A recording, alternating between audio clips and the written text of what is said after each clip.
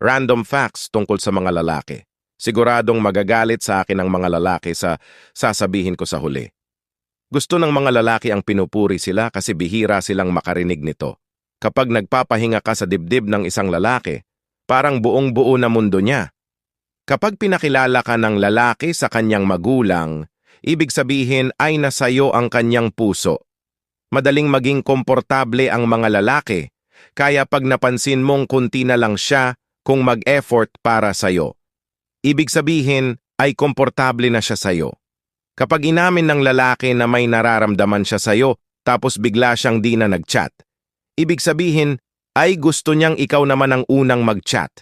Pag gumawa ka ng kasalanan sa isang lalaki at pag tinanong mo siya kung okay lang ba siya, sasabihin niya na okay lang at di masakit.